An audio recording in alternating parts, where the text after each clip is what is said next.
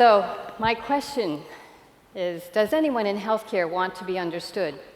Well, the obvious answer, I'm sure all of you would say, is yes. However, what I want to do is consider the question in the context of the language that we use in healthcare before we jump too quickly to that conclusion. You see, language is a living organism. Its words are influenced by their history, by how we use them in contemporary use in speech.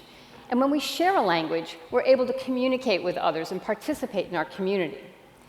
So if a lexicon, which is really a collection of words, if every speaker of the language has that, then I'm here to tell you that the language of health falls woefully short, because we silence the words and stories of those at the center of healthcare, patients. The language of health is medicalized, professionalized, and overly specialized. We are so dependent on acronyms and jargon that remaining fluent in this language is nearly impossible, even for those of us who know the language.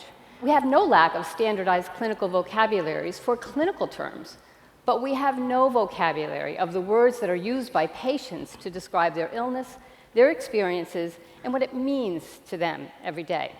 We need to change that. Let's humanize the language of health with the language and lexicon of patients. So why me and why now? Well, as a palliative care nurse over the last 20 or 30 years now, much of my time was spent in the homes of patients, around their kitchen tables, having real, meaningful conversations about the things that mattered most to them. And most healthcare, frankly, occurs outside of the clinical gaze. It happens with patients and their families themselves, managing and dealing with things on a regular basis. So sometimes it was just a matter of letting them tell me in their own words what they were experiencing with their distressing symptoms, or the medications that were confusing them. And sometimes it simply was about giving them an opportunity to say to me, is this normal? Do other people feel this? Do other people talk about this? Now, let's take a moment and consider the hundreds of thousands of times that patients tell us these stories. Every day. We translate them into our clinical notes, we put them into chief complaints, we may even capture them in quotes and say the verbatim statement of the patient.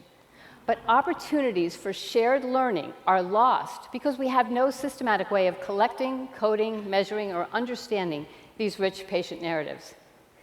I believe we can do better.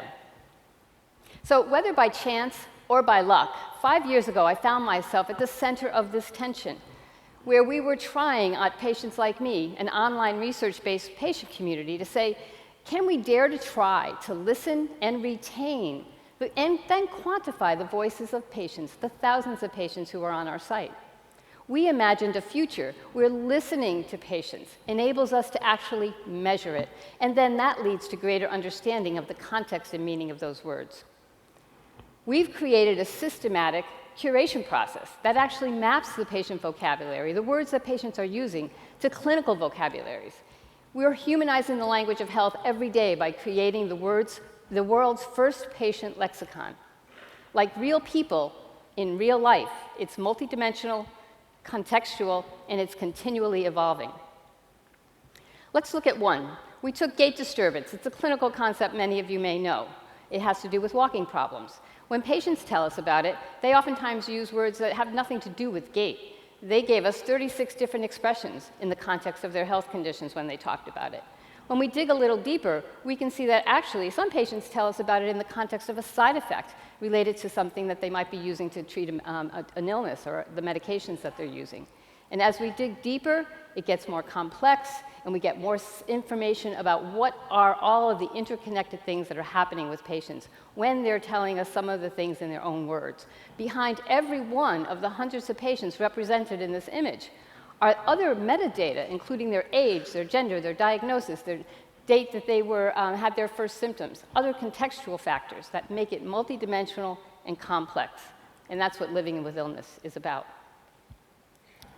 So some of you may be familiar with Lisa Sanders, the author of Every Patient Tells a Story. It's a great book. I recommend it. She also writes a column called Think Like a Doctor. And her stories always begin with the medical mystery with a patient story that when coupled with the emerging clinical data that starts to come in, there's suddenly this serendipitous diagnostic discovery, sort of like House. Lisa was actually part of some of the House work. Her most recent mystery was the man with the wobbly walk, and it was solved for the first time by a non-medical professional who had just researched her own similar symptoms and made the diagnosis of vitamin B12 deficiency. We've been told in the past, listen to your patients, they're telling you the diagnosis. And in fact, 70 to 90% of the time, a patient's story will tell us the diagnosis. Do you see the paradox? The patient's story is not routinely captured for ongoing learning. I want to talk a little bit about someone I'm standing on the shoulders of today, and that's Florence Nightingale. As the first nurse here, I want to very much let you know that it's important for us to think about the other aspects of who we are. Florence Nightingale was a mathematician, a statistician, and a socio-political force that just had an incredible impact on our wellness in this century today. She created the graphic image that you see here and was actually used in the design video last night. And she created it to demonstrate visually, graphically, that the sanitation conditions were abysmal, and that in fact people were dying in wartime hospitals not of their wounds, but of the illnesses that were preventable in many cases. This had a huge impact on sanitary reforms. Now, she knew this was her moment, and it was her message that was going to be just too important not to get right, and she chose strategically to use a graphic depiction to tell us about patients' experiences and then show us meaningful measurement.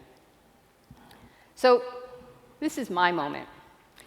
And I want to say to you, does anyone in healthcare want to be understood? And I'm going to answer that question loudly. Yes, patients. Their voices can no longer be silenced in the language of health. For I believe in a world where anyone, anywhere, can access a collaborative, intelligent system that is continuously learning from the accumulated expertise and wisdom of patients. And only then, when it's collected with the best clinicians, scientists, and researchers' knowledge, will we have the continuously learning health system we're striving for. So today is my moment. My message is too important not to get right. Join me in my discontent. Together, let's reach for something better for our world and listen to those stories and make their measurement matter. Thank you.